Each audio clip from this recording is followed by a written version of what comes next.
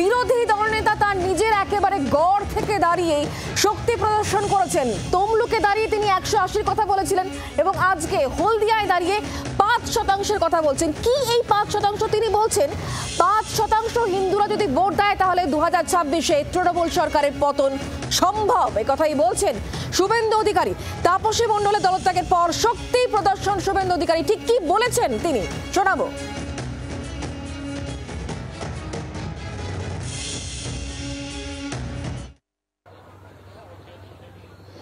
5% যদি সনাতনীরা 5%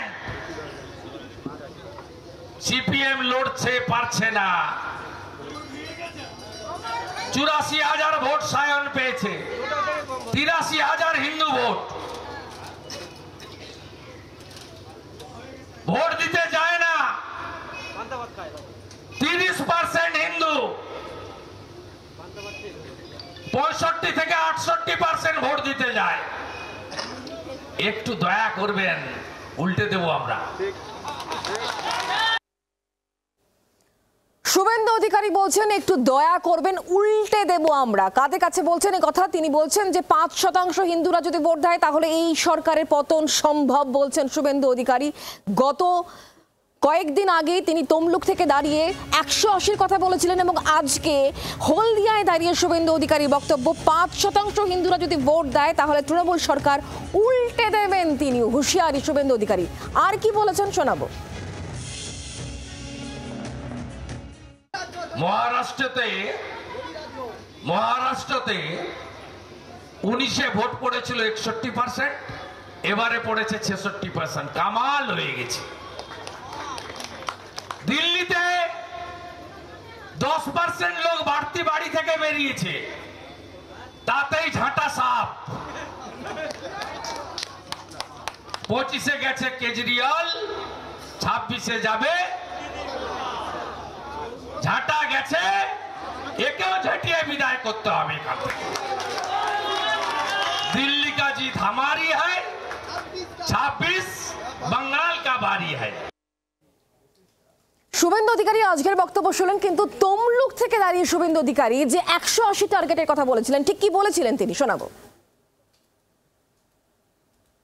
এই জেলার দুটো লোকসভা আসন নরেন্দ্র মোদীজিকে দিয়েছেন।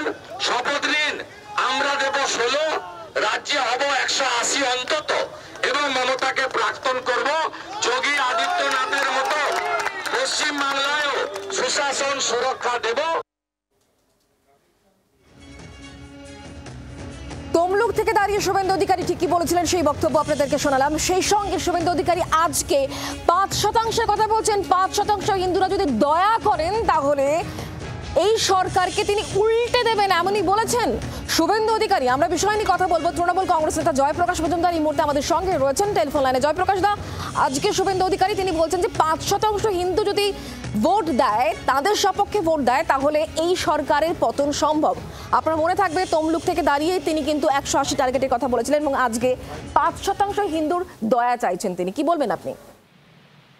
না, তার মাঝখানের একটা কথা আপনারা মিস করলেন যে 180 একবার বলেছিলেন, তারপর গতকাল আবার বলেছিলেন 150, আজকে বলছেন যদি 5% হিন্দু দয়া করে।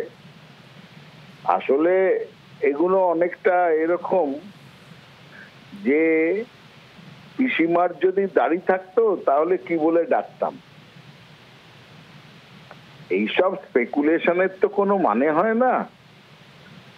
এরকম অনেক কথা বলেছেন এর আগে, নরেন্দ্র মোদীও বলেছেন, আগলাবার 200 অমিত শাহ বলেছেন। তারপর শুভেন্দু অধিকারী এখানে শুধু বলেছেন যে যারা ভোট দেয় না তাদের সঙ্গে কোনো সম্পর্ক রাখবো না, তাদের জন্য কোনো রকম কাজ করব না, সমাজকে বিভাজন করেছেন। সুকান্ত মজুমদার ওদিকে বলছেন যে আমরা হিন্দু মুসলমান করি না, সকলের জন্য আমরা কাজ করি, সুতরাং শুধু হিন্দু হিন্দু করা ঠিক নয়। সুতরাং এই পার্টিটা একটা সার্কাস পার্টি এবং সেই রকমই এক একজন এক একটা খেলা দেখাচ্ছেন আর মানুষকে এন্টারটেন করছেন জোকার হিসেবে। সম্পূর্ণভাবে এক একজন নেতা সাধারণ মানুষ এন্টারটেন্ড হচ্ছেন, তারা কৌতুক বোধ করছেন এইসব জোকারদের বিভিন্ন কাণ্ড কারখানা দেখে, কথাবার্তা দেখে।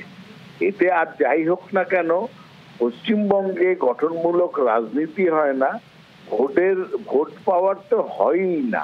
সুতরাং শুভেন্দু অধিকারী কি বললো তার উপরে সামনের দিনের বাংলার ভবিষ্যৎ ঠিক হবে না।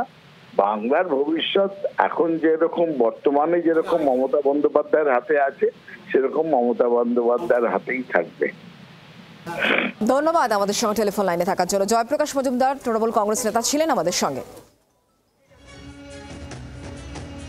শুভেন্দু অধিকারী আজকে হলদিয়ার মাটিতে দাঁড়িয়ে আর কি বলেছেন তার বক্তব্য শোনাবো।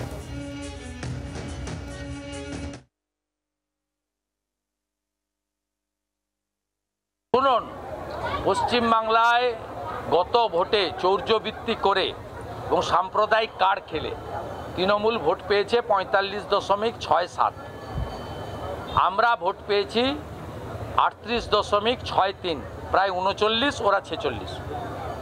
তাই গণিতটা তো পাল্টে দিতে আপনি পারেন না। গণিতের হিসাব বলছে যদি 5% ভোট ভারতীয় জনতা পার্টি বাড়াতে পারে তাহলে ভারতীয় জনতা পার্টির সরকার হবে। বাংলার আওয়াজ, বাঙালির আবেগ, জি 24 ঘন্টা।